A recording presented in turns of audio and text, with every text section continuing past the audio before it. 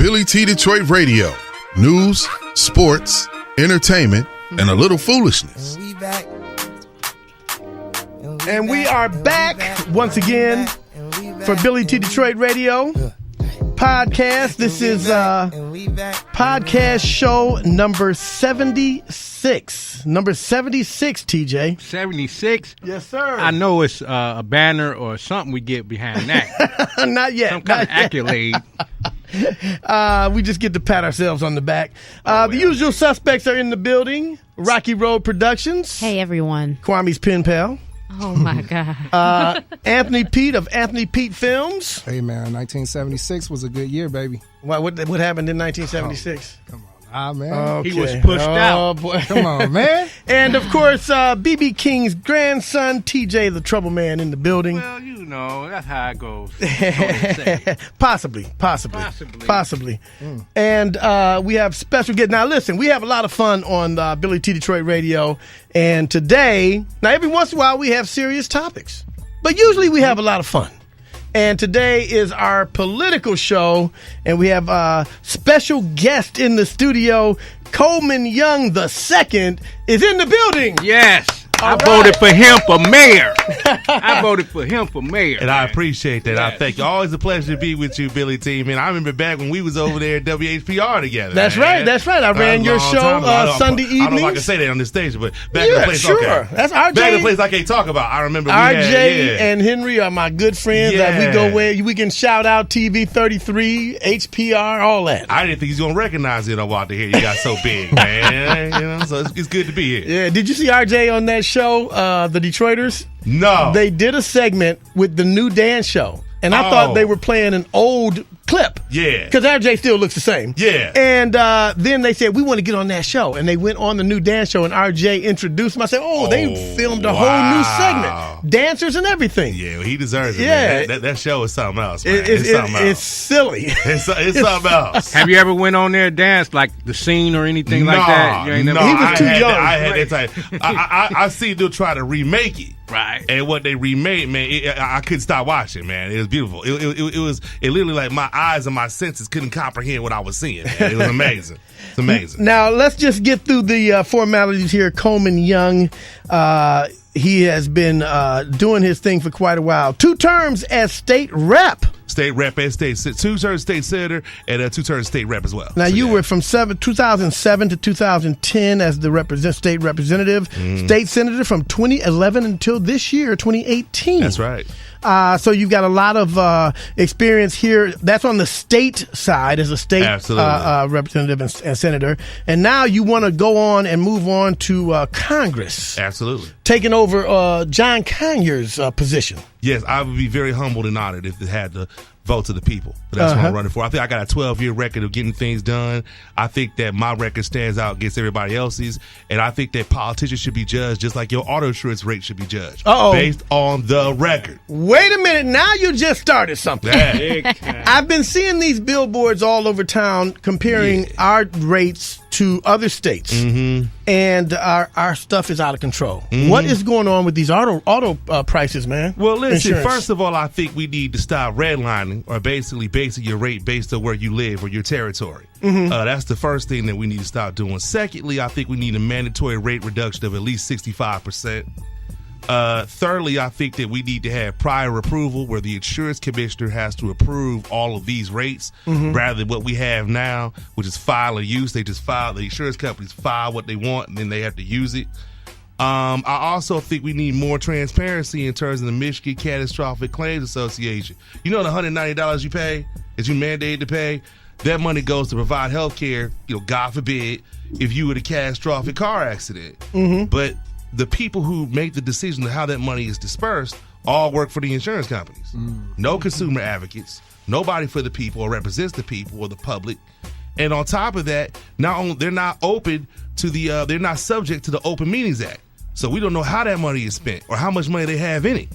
I think it's fundamentally wrong, and I think quite frankly, it's price gouging, and I think it's redlining. I think they're shafting the American people, and they're shafting people in Michigan. And this is the problem all across the country, and that's why I'm running for Congress, because I also want to make sure that we start calling congressional hearings and bringing these insurance company executives up here and make them testify under oath about redlining that's going on. It's going on in California. It's going on in New York. It's going on in Illinois. It's going on in Pennsylvania. It's going on across the country, and it's wrong. It's got to stop. Exactly. And people need to be held to account. Yes. That's interesting. So what is it about COLEMAN that qualifies him to be the next congressperson? Well, first of all, that's an excellent question. And what qualifies me to be a congressperson is I got a 12-year record of getting things done. I passed historic civil rights legislation in my first term to make sure that pregnant women receive mandatory paid leave. I passed legislation for energy cost recovery. I passed legislation creating 10,000 jobs through movie tax credits. I passed legislation for reducing blight and reducing property taxes for neighborhood enterprise zones, regulated the medical marijuana industry. That's a $1 billion industry. $1 billion industry. Let's stop right there. Stop right there. Yeah. The medical marijuana industry in Michigan is now, it's legal for medical. Medical. Is there a move to make it recreational? Yeah, legal. To be legal. Are you for that? Yes. Okay. So you like to blaze up a little bit? No, I never blazed up my life. I appreciate that. I'm not judging anybody who has, engaged in time or tradition to puff pass, but I have not. But the reason why I want to do this because in this country, you are 12 times more likely to be wrongfully convicted if you're African American of a drug crime. And you're 4 times more likely to be arrested than your white counterparts, even though you use marijuana at the same rate. Now, what about people? Another thing with it being 2 times in Wayne County, 5 times in Macomb, and 4 times in Oakland. Well, stay out of Oakland County. That's what I'm saying. But the other thing is and this has been talked about since it's becoming so regular and so legal in so many states. Yeah. People who have been locked up for marijuana crimes, should they be let out? They should. I think that they should be let out, and I think their records should be expunged. Okay. I think that we are locking up. America makes up 5% of the world population with 25% of its prison population. We're locking up way too many people. I think the war on drugs has been nothing more but a war on black and brown people. If you're a black person, 1 out of 3 black men are expected to go to prison in their lifetime. 1 out of 6 Latinx men, and I think 1 out of 3 Americans has a criminal record. I think it's just the over-criminalization for to build the prisoner industrial complex and the private prison system. We should not be making profit off of people going to prison. Yes, that's wrong. I agree. Fundamentally. And that's what we're doing, man. Man, now, a lot of people, and I don't know if it's still but church folks mostly, I think, but a lot of people I understand that. Are saying that, why are all these marijuana shops in Detroit? You cross 8 Mile, there aren't any, but you come on this side of 8 Mile, they're everywhere. Well, listen, I think that's up to the local government to be able to decide. And when I was passing the bills to regulate medical marijuana, I left that up to the locals to decide what they want to do and how they want to regulate that. I understand people who may not want it in their neighborhood.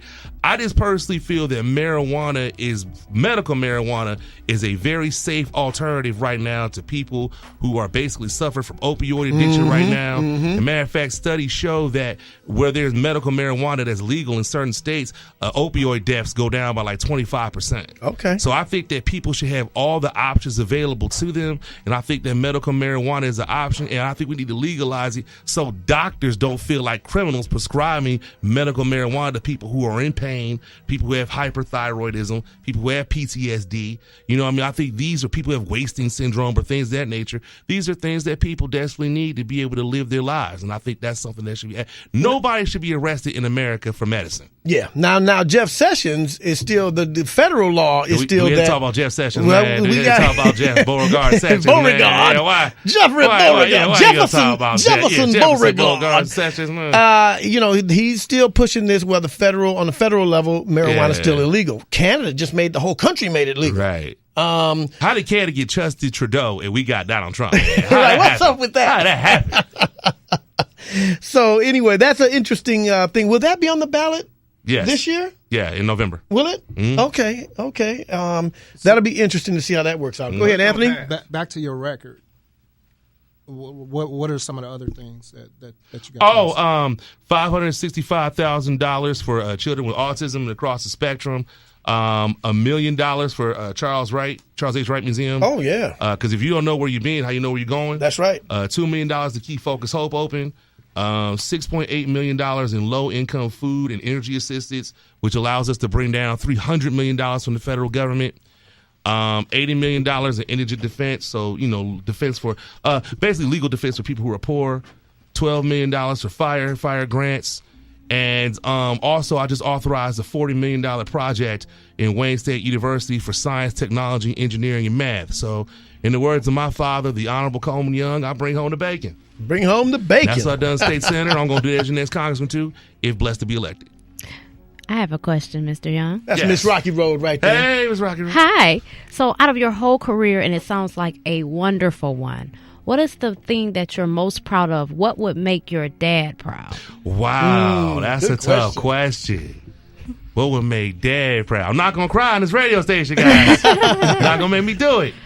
But, I would think the one accomplishment that I'm most proud of for me is passing historic civil rights legislation. I mean, the fact that you had police officers who were becoming pregnant and who were having to cover up their pregnancies because if they did, they had to take mandatory unpaid leave because of an arbitration decision. To be able to stop that and provide equity in the workplace, not just in the public sector, but in the private sector, I think that's a tremendous blessing and honor that I was able to do something like that. And so I think that's the greatest accomplishment. And I hope that my father would be proud of me, and I hope that's something that would honor his legacy, because that's what I try to do every day. Man, I'm from Inkster. I live in Inkster. Inktown. And, of course, that would be in your district. Yes, sir. If I'm not mistaken. Yes, sir. We got a few issues in Inkster. Yeah. And my next door neighbor said, hey, if you're going to, I've told her I'm going to be having some politicians in, anything you want to know. She said, businesses on Michigan Ave. And I don't know if you've ever ridden through Michigan, through Inkster. If you ride from Dearborn through Inkster and into Wayne, you're in Dearborn, you got all these nice little bars and restaurants and shops, and then you hit Inkster, and it's a dead zone. Mm-hmm. Then you pick up on the other side and hit into Wayne. Once again, it's thriving and flourishing. And what is happening, or what can we do, or is there anything that can be done to bring some of those businesses into that little pocket of Inkster, Michigan? Well, what I think we should do, first of all, I think that's a great question. First of all, we need to take advantage of the opportunity zones that are provided from the federal government for areas that are hard hit. We also need to make sure that we invest more in the I think it's called the Community Financial Development Investment Fund, or basically new market tax credits that are basically designed to be able to invest in hardest hit areas and bring private development there, as well as Economic Development Administration grants for the infrastructure, as well as community development block grants as well. That gives cities more flexibility to be able to invest, along with neighborhood opportunity funds and neighborhood stabilization funds. I think that's something that's very important. I also think that we want to invest to make sure that when we're making these investments, that we invest more in community development financial institutions, community development financial community banks. Man, we had a Chase Bank in Inkster for many years, and it just closed and moved out. Yeah, I think that's terrible, man. It is. And I think that's why, making sure that we get money from the private sector into these hardest hit areas through new market tax credits, I think is something that's very important. I also just want to say as well, I think that what we need to start doing, though, is when we create these jobs and opportunities for these small businesses, well, not for small businesses, but we create these jobs and opportunities, that we also start paying people living wages as well. Boom. Or raising the minimum wage to $15 as well. Because you got a lot of people who are underemployed right now. Yes. And I believe in the greatest country on earth, you should not be struggling if you work full time in America. Well, you got too many people who are doing that. Exactly. Right now. And that's what they were just talking about today. Of course, they mentioned the economy was up 4% or something like that. Yeah. And somebody came on and said, well, that's fine for the Wall Street and the economists and all that, but the average working person doesn't feel that. Well, if you underemployed, you don't feel that, and if you out the workforce, you don't feel that. Right. And 29% of the 13th district is out of the workforce right now. You got the second poorest district in the country right now. Really? So, wow. Yeah, man. Yeah, it's tough, man. It's tough out there. TJ, you got anything? Oh, yeah. Now, just on like the Congress level. Yeah. Now, will you be able to do anything or to start a motion of getting like white people charged or having to face some kind of penalty for calling the police on black people for doing anything, for doing nothing. Barbecuing, For selling barbecuing. lemonade. Well, listen. First of all, I think that we should be making sure that when you call the police, it's for an emergency. It's not because you inconvenienced. So I think that's something we need to look at. Anybody who calls the police because of inconvenience, I think needs to be looked at. I think that's something I want to work with our state legislators on and make sure. But I think we also need some sort of federal guidelines in terms of how you call the police and what the purpose of that is for, and clearly define that in law. There was a case of Kevin Moore, who was a firefighter in full firefighter regalia with the fire truck in the back, and somebody called the police on him. What? Because he was I heard inspecting about that. some of the houses. He had full firefighter. Wow. regalia. Asked him for his badge. He showed him the badge. They still didn't believe him. So, I mean, this is getting out of control. 911. You can't There's a go black anywhere. guy here. Yeah, you He's, can't. yeah, You he can't looks go like to a firefighter, Starbucks. but I don't know. Then what is Can't it? go to like- Yale. I know. What is it about We the need a cops cop where they over can't here. make that decision call? Like, Right. yo, ain't nothing going on here. Why you calling us? It's harassment. It's just it's harassment, plain and simple. And I don't think that somebody's inconvenience should be equated to criminality. Right. And that's basically what we're doing. We're, instead of actually calling the police because it actually took place, we're calling the police because we're criminalizing human beings for just existing. Now, what could we do to, stop all that, or, what can we do? Well, that's what I'm saying. I think we need to make sure we have federal standards in terms of how we call the police, in terms of relationship with the police. I also think, though, that we got to, I personally believe that we need leadership in terms of using the bully pulpit to talk about how we need to come together as a community. And we also need to start, because I think a lot of this comes from Donald Trump's rhetoric, quite frankly. Big time. I think a lot of this divisiveness, I think a lot of this, there was one scene where I saw a woman who basically jumped in the pool, and they called the police on her when a guy told her to get out the pool. Yeah. Who are you? And did Yeah. you take a shower before you jumped in the pool? And did she live in the area and was she did you live allowed in the to be area? there? I just think this is getting out of control. Mm-hmm. And I think that when you have a president who says that, Nazis are good people, right. We you got have a this problem. type of backlash. And I think it's going to be up to people who are in the Democratic Party and Americans and people in the Republican Party, quite frankly, who are going to stand up and say this is not going to be tolerated. This is not who we are. We need leadership that makes us aspire to our better selves, not leadership that's going to reduce us down to our worst human qualities. And that's what we got right now in president. And that's why I'm running for Congress to change it. My man. Okay, we got to get out of here. I know you got other places to go, but real quick, John Conyers, whose position you're running for, he was in Congress for 80 years. Some of these guys, Dingell and Mitch McConnell and all these guys have been there forever. Should there be term limits? Well, constitutionally, there can't be term limits. There can't? There cannot. It's been ruled unconstitutional. That can be changed, can it? We had to amend the Constitution. Yeah. Me, quite frankly, I think that we do have term limits. They're called elections. And I think that people need to get out there and be engaged and be involved. Let me say this, though. John Conyers, though, is like once in a lifetime. You're not going to have another John Conyers again. Yeah. For me, running for an office, I think it's a little presumptuous for me to start talking about, am I going to be in there forever?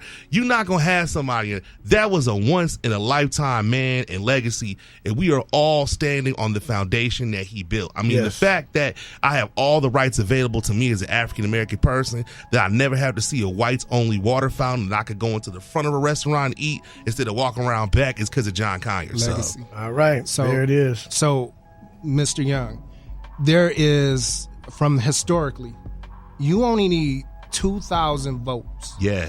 2,000 votes. Yeah. Really? Traditionally, the last couple 13 districts representatives have won with less than 2,000 votes. Wow. So, with that being said, and your time being up, you got people listening. What will you say to them to convince them to vote for Coleman Alexander Young II?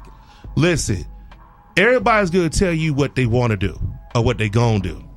I'm going to tell you what I've done.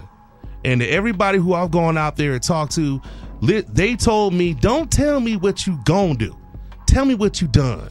You want somebody that's got a 12-year record of creating 10,000 jobs, a 12-year record of appropriating over $700 million to the district, who wants to put food on your table, money in your pocket, and clothes on you and your family's back, vote for Coleman Young for Congress. There it is. All right. Coleman, thank you so much for coming, spending a little Thank you. time with Always us. a pleasure. On Billyt Detroit Radio. Coleman Young running for Congress, 13th Congressional District, and August 7th is the primary. That's right. Good luck, my friend. Thank you, brother. Thank you my for vote. talking to the people.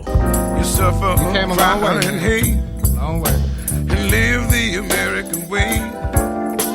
Fly the hateful skies of America. Fly the American way. Gotta talk to the people. Yeah, yeah. Tell them how you feel. You gotta talk to the people. Gotta tell them